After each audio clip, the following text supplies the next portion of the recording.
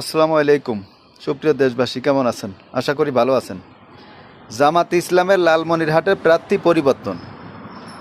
যে আগের প্রার্থী ছিল, বর্তমান প্রার্থীর নাম সে নিজেই ঘোষণা করে তাকে অভিনন্দন জানিয়ে দেশবাসীকে তার সাথে কাজ করার জন্য এবং তাকে ভোট দেওয়ার জন্য আমন্ত্রণ জানাইছে। তো এটা হচ্ছিল জামাত ইসলামের রাজনীতি। রাজনীতি আপনাকে শিখতে হবে জামাত থেকে।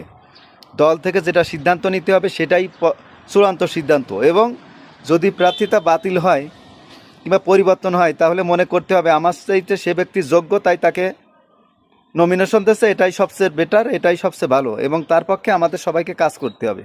তো জামাত ইসলামী শিখায় আমাদের রাজনীতি আসলে কিভাবে করতে হবে। তাছাড়া বিএনপি বলেন, আওয়ামী লীগ বলেন, না জাতীয় পার্টি বলেন, এরা যদি নমিনেশন পরিবর্তন হয় তাহলে ওই মুহূর্তেই দলে দলে দলে মারামারি শুরু হয়ে যায়, এমন আকারে যেন যুদ্ধ লেগে গেছে। তা রাজনীতি শিখতে হলে জামাতের দিকে এগিয়ে যেতে হবে, জামাত থেকেই শিখতে হবে।